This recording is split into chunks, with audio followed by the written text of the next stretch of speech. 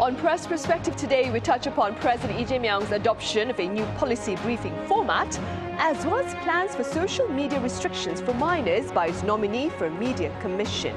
Do stay with us.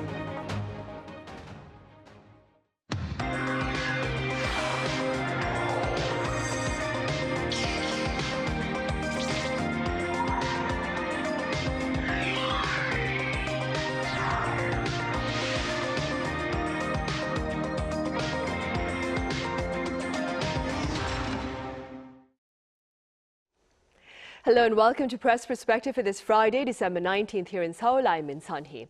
Today we delve first into two initiatives, one in practice and another in planning for the benefit of the broader public. We start with these two news stories before we move on to others. And for details on them, I have freelance journalist Yang Chien-Hao from Taiwan here in the studio. Chien-Hao, welcome. Hello, glad to be here.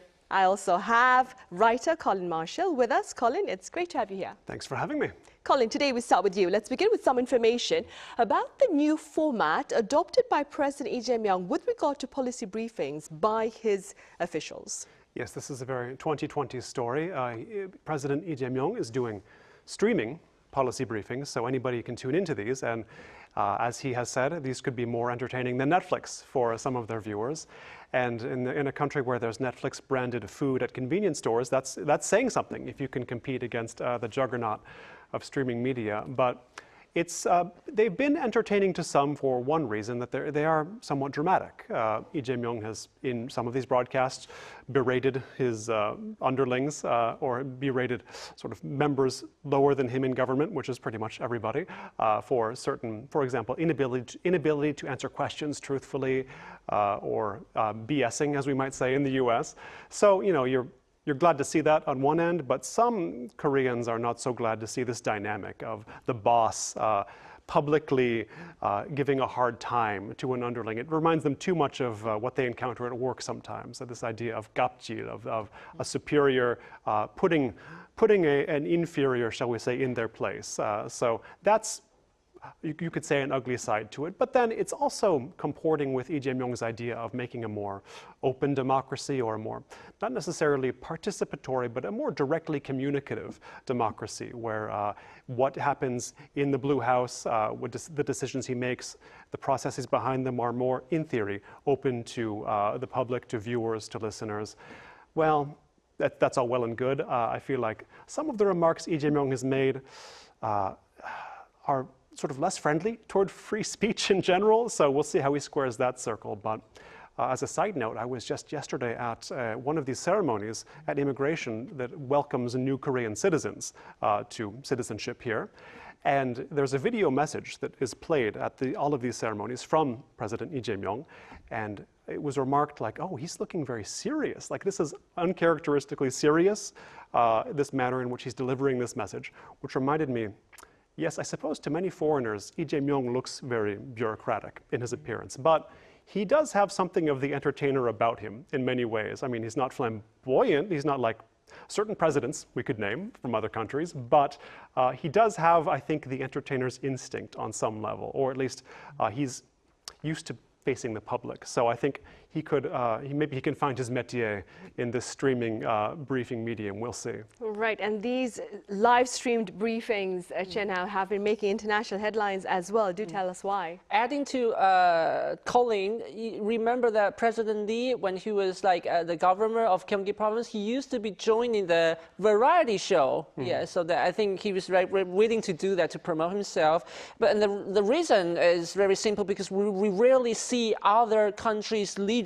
doing the same thing. Usually, what we do see is like something like British Prime Minister giving a very brief interview several days a week for a short, for 10 or 20 seconds interview with BBC or ITV, to share the view on the week's key policy issues. But as we've talked about before, comparing to other previous South Korean presidents, President Lee, his media strategy is something quite different. Since taking office, he's been holding frequent briefings with both domestic and international journalists and talking taking questions directly on the camera, on live. And now if we look back at former President Yoon Suk-yeol, he's also tried what's called doorstepping session, taking questions from reporters while walking to the presidential house. I know like Arirang you also have reported that for like a couple of months before. At that time, it felt like a fresh move. But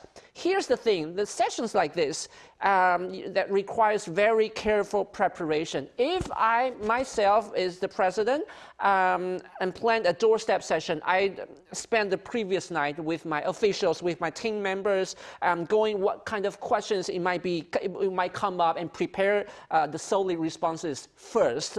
And when you're ready, the press get useful material for their reports, for their story, and the public gets a clear sense or reply of where the government stands and how it is planning to act. But if we look at President Yoon, he didn't prepare. It is somehow like, should I use the word of off the cuff or improvised? Yeah, as the reporter's questions become sharper, he simply couldn't answer. He can't handle it. He couldn't handle it. Often, as he could say, it is like, have a nice day before walking away, and that's all. So naturally, the media saw that this is very invasive, criticized him as unprepared and insincere.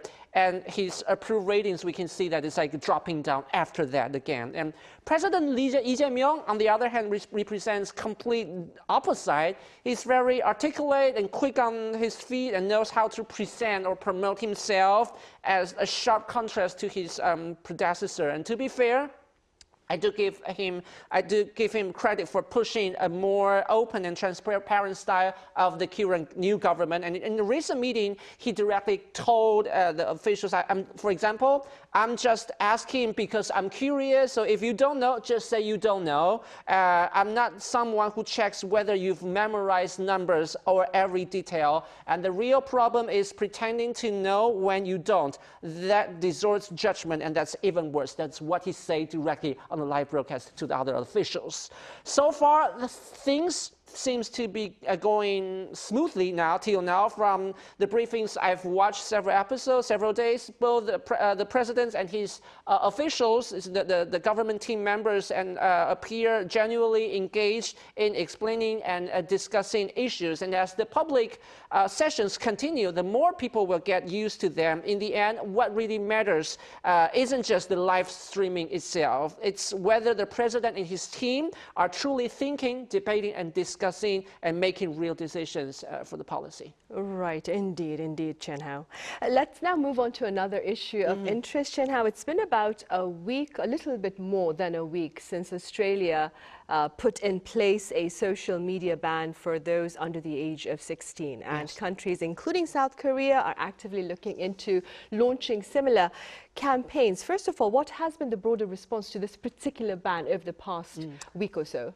There are, in fact, mixed opinions on these issues. These days, almost every child, they have a smartphone themselves, and they use social media so frequently, and even with short videos becoming especially so popular among these young generations. But I have colleagues working in both middle schools and universities, and we've noticed a very clear trend, even in the university journalism school. Students who spend lots of time on short videos tend to have weaker reading and writing skills.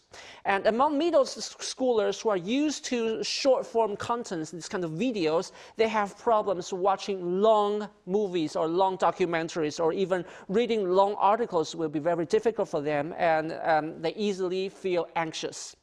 That's the reason some people hope that restricting or even banning social media for this kind of younger generation access could help improve the situation. But on the other hand, there is a strong counter-argument. Instead of banning teenagers from using this, many say that we should first strengthen the regulations on the social media company itself. After all, like, you can see that misinformation, fake news, and AI-generated photos and sensational videos are spreading rapidly through this kind of social media, and these can easily distort younger generations' understanding of the world. But the truth is, even adults themselves are often lack the ability to judge what is real and what is not. Even if young people, they are properly taught, like for example, media literacy, social media can actually become a valuable tool, I believe, helping them connect with others and see the world from very many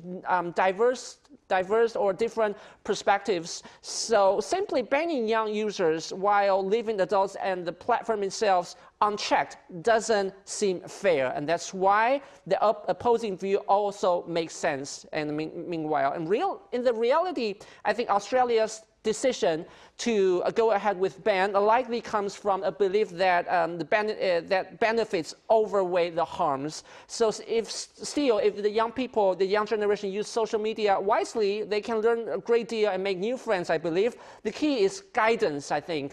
Someone to teach them, to guide them to how to use it responsibly. And that, of course, I think it takes like real long effort. Right. Colin, as I mentioned earlier, South Korea is also looking into its own guardrails to protect its young from the harms of social media. What has been shared about the intentions here in South Korea, and what are your thoughts with regard to these initiatives? Yes, I believe the head of the Broadcast and Media Commission here has mentioned publicly mentioned a need to follow in Australia's footsteps with some kind of program, some kind of regulation to keep the youngest teenagers off of social media or curb their usage somehow. Certainly most of them are power users, to say the least, here in South Korea.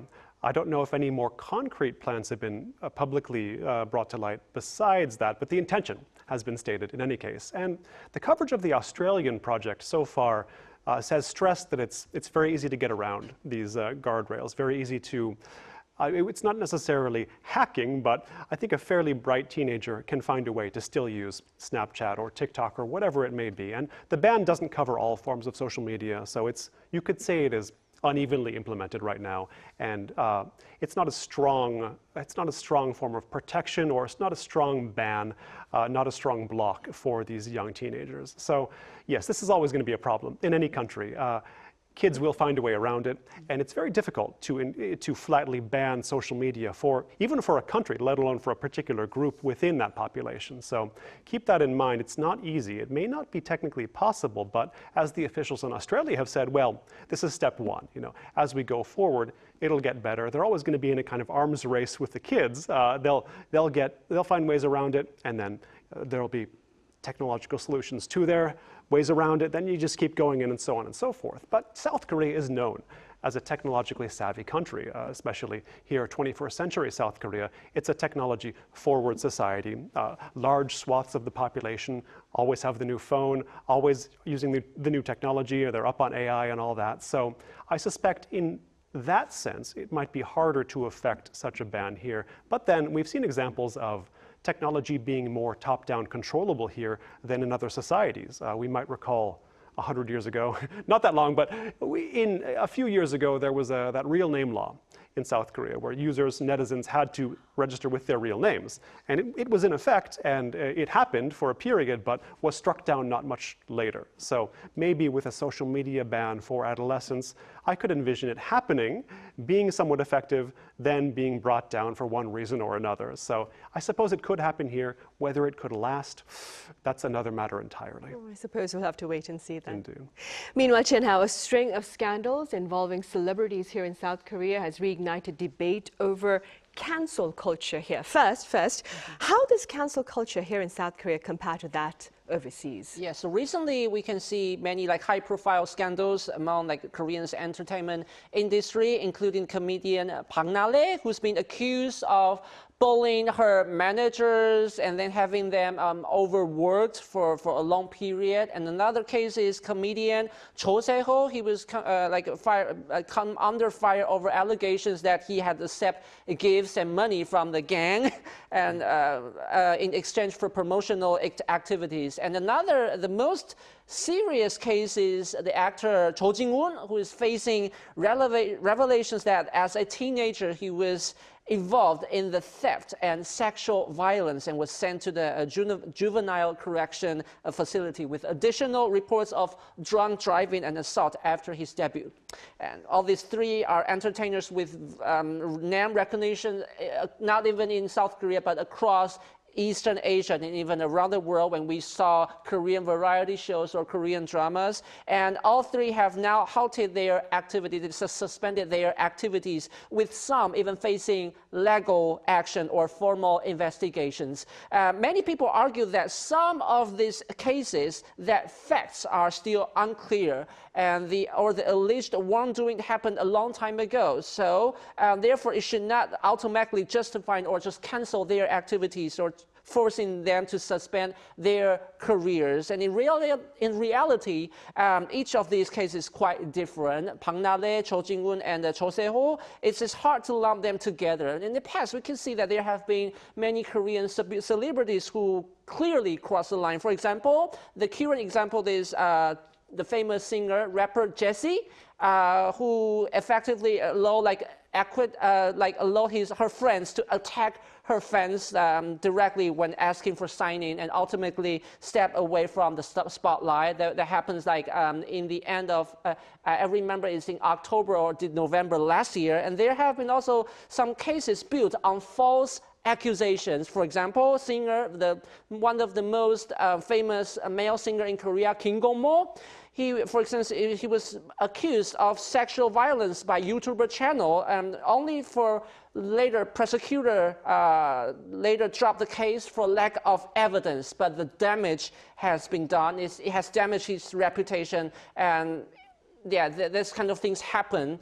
And in Japan and South Korea, if this kind of things happen, mostly to prevent the controversy from snowballing, to spreading, or to limit the damage to agencies and the TV broadcasters, mostly the standard response is just often to halt, to suspend, to stop the entertainment activities.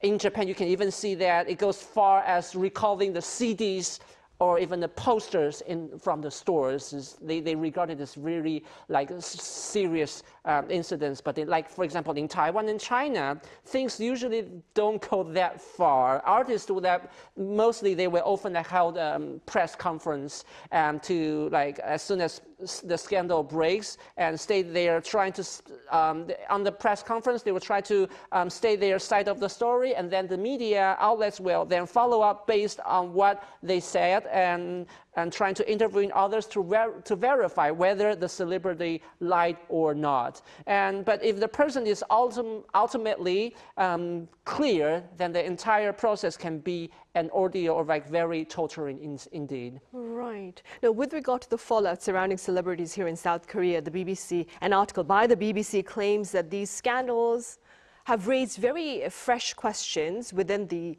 members of the public about the high moral standards to which celebrities in general here in Korea are held. What are your observations? Yes, Colin? to foreigners and especially to Westerners, you mentioned the BBC article, it can seem that South Koreans demand that their celebrities be these paragons of virtue. And it's funny, from an American mindset, a moral celebrity is a bit of a contradiction in terms, I think, for a lot of us. We don't assume they're all behaving badly, but we just think that they probably, most of them are. In any case, here it's not like that. And you see this even among non-Korean celebrities. I know many media foreigners myself, and I think we can all remember certain figures who were beloved here one day, and then because of some remark on social media or something said in public, or they were seen in the wrong place, they didn't commit a crime, they didn't beat anybody up, they didn't even use drugs in many of these cases, they were gone the next day. They were made to disappear from public life. And so I think we all have that in the back of, I'm not famous like they are, but we all have it in the back of their minds, where is the line? And it's hard to tell sometimes. I mean, I know one such individual who is taking a break from public life right now because he was seen to agree with someone else who said that Japan should be more even-handedly treated in Korea. And he didn't say that. He just said, yes, I think so. And then, he's taking a break now for that reason. So this is a mild version of what happens to Korean celebrities, though. They have a much worse, a much harsher standard to have to meet. We can all think of stories, we've talked about them here, of celebrities who have had maybe problems with drugs or something else, whatever it might be, and they eventually come to what is called the extreme decision in Korea. They end their own lives, and I think this may be a foreigner's perspective, but I think the bullying of the state, of the police, and the hectoring of the media and the public, I think is culpable for those deaths. I think it was not ultimately their own choice. When you're on the blacklist in Korea, it's very difficult to get off, and they realize that, and that's the result. So from a foreigner's perspective, it is too harsh. It's unrealistically harsh, the standards to which celebrities are held, but whether those will loosen up a bit is harder to say. I think they have, to a degree, but at the same time, there still is that demand to punish a public figure who is seen as having infringed on morals or morality, even if the public themselves sometimes, takes those liberties themselves. Right. The article also talks about how some celebrities are forced to apologize just for having dated somebody. Yeah. Moving forward, Chien-Hao, the Japanese media says a growing number of young South Korean men are seeking work and love in the neighboring nation. Could you walk us through the gist of that particular coverage? Yes, according to the statistics, Korea, there were indeed 1,176 marriages between Korean men and Japanese women in 2024. That's a 40% increase from the previous year's 840 couples, making the highest number since 2015. And recently, Japanese media also published some interview features showing that more and more Koreans, especially Korean men, are choosing to move to Japan for work. And as you know, both Japan and South Korea, these two countries, they have highly competitive job markets. Everybody was competing, seeking a job. But South Korean society has long placed excessive emphasis on, for example, science, engineering, or medical, while neglecting the humanities in universities. And also there's a large pay gap between chaebols and other small and middle-sized companies, a disparity that is far less severe in Japan, which is why some Koreans choose to make a living there instead. But South Korea is geographically very close to Japan and Korea, and Japanese. The language are very similar, almost with like very identical grammar. Koreans who are comfortable or get used to the Chinese characters can pick up the language in a relatively quick speed, and making Japan an appealing new destination for Korean job seekers. And Japan has also been entering in the low birth rate, aging society earlier than Korea and other countries, as we know. And now, Japan itself, it also needs a steady supply of young workers to support the labor market for the country. With Korea sharing this very similar cultural background, and Korean men bringing both like military service experience and a track record of intense academic and job competition pressures, many Japanese employers and companies, they are now seeing Koreans as diligent workers with strong growth potential who can contribute positively to their companies and are therefore more willing to hire them. Right, which is sad for Korea because we also have a very shrinking workforce as well. Right. Right. I'm afraid that's all the time we have today. Chien-Hao, thank you so much for your time and your thoughts. Thank you. Colin, thank you very much for your insights. Thank you, Sunhee. Right, on that note, we end this week's editions of Press Perspective. Thank you for watching. Have a great weekend and do join us again same time next Monday.